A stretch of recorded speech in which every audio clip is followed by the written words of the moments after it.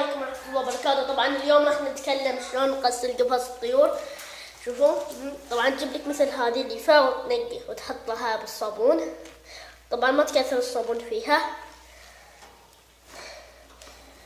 قص طبعا تكون تخليكم هكذا شوي شوي عشان ما يتكسر القفص او ينخدش. والطيور تحط لهم طبعا ماي في القفص ويسبحون بروحهم مثل ما قلت.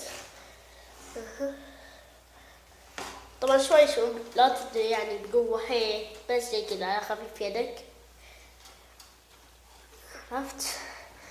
طبعا بعدين تجيب لك ماي، كان تعبي كاس الماي او هذا بدون، تجيب لك ماي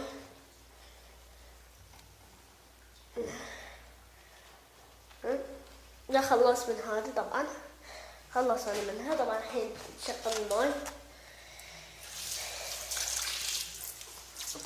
روح تشغل الماي وتغسله. بس على الصابون. طبعا بيتكم بالتبع يعني حاول انك ما تجيب عليه الماي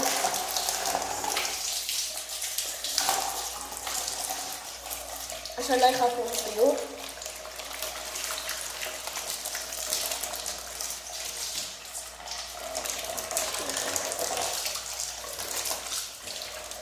لحظة.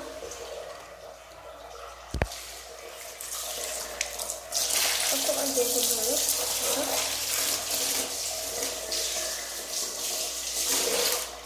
طبعا هذا مثل ما مبين هنا. الله جاي هنقطع حبوي هنقطع كويس. طبعا تخفض الحين من قوة الماء، خليها كذا خفيف ومن قوة الطيور.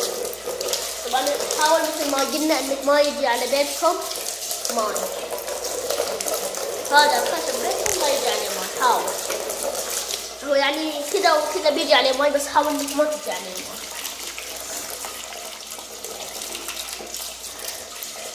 يلا والسلام عليكم ورحمة الله وبركاته. طبعا الحين احنا مثل ما قلنا بيتهم هذا راجع عليه ماي. طبعا مثل ما بينا لكم المقطع الفيديو. السلام عليكم ورحمة الله وبركاته.